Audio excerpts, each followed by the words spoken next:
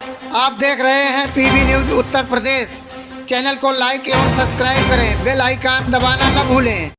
देखिए, कांग्रेस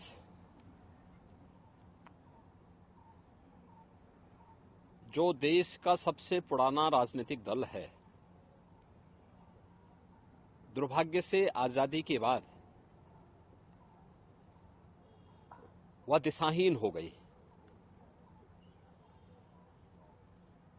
और आज तो वह नेतृत्व विहीन भी हो गई। ये दिशाहीनता का ही दुष्परिणाम है कि कांग्रेस पार्टी के तमाम नेताओं ने लगातार भारत की सभ्यता और संस्कृति को कोसने, अपमानित करने और सनातनता को हर प्रकार से बदनाम करने के कुत्सित प्रयास किए हैं। यूपीए सरकार के समय यही दुर्भाग्यपूर्ण स्थिति देखने को मिली थी, जब कांग्रेस के एक वरिष्ठ नेता ने और उस समय के केंद्रीय गृह मंत्री ने भगवा आतंकवाद के नाम पर भारत की सनातन संस्कृति को अपमानित करने का प्रयास किया था और दुनिया के सामने बदनाम करने का भी कुत्सित चेष्टा की थी। यह हर व्यक्ति जानता है कि कांग्रेस की नीतियां देश के अंदर आतंकवाद और नक्सलवाद का कारण बनी और आज मोदी जी के नेतृत्व में न केवल आतंकवाद और नक्सलवाद की समस्या का समाधान हुआ है, बल्कि देश के अंदर चाहे वह जम्मू कश्मीर का उग्रवाद हो, वहां का आतंकवाद हो, चाहे वह पूर्वोत्तर के राजकता हो, चाहे देश के विभिन्न राज्यों में यूपीए सरकार के समय जो नक्सलवाद था, लगभग 17 राज्यों में 115 से 120 जनपद ऐसे थे जो नक्सली हिंसा से बुरी तरह चपेट में थे। उस सरकार में आतंकवाद से, उग्रवाद से या नक्सलवाद से लड़ने की इच्छा शक्ति नहीं थी। यही कारण था कि देश में अराजकता थी, अव्यवस्था थी। पिछले 10 वर्ष में देश के अंदर सुरक्षा का एक बेहतर माहौल बना है। आतंकवाद की जड़ जम्मू कश्मीर में धारा 370 को मोदी जी के नेतृत्व में,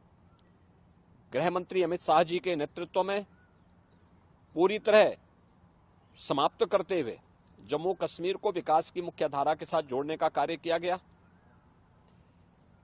पूर्वोत्तर के राज्यों का जो उग्रवाद था, जो अराजकता थी, उसको कंट्रोल करके उन्हें राष्ट्र की मुख्य धारा के साथ जोड़ने में सफलता प्राप्त हुई। नक्सलवाद जो यूपीए सरकार के समय 120 के आसपास जनपदों में फैले हुए थे, 17 राज्यों में, आज उसको नियंत्रित करते हुए देश के एक आध राज्य में 2-3 जनपदों तक मात्र सीमित होकर के रह गया है और हमारा विश्वास है कि बहुत शीघ्र यहां से भी नक्सलवाद का अंत होगा। कांग्रेस की सरकार भारत की सनातन सभ्यता और संस्कृति को अपमानित करती थी, उसको बदनाम करती थी।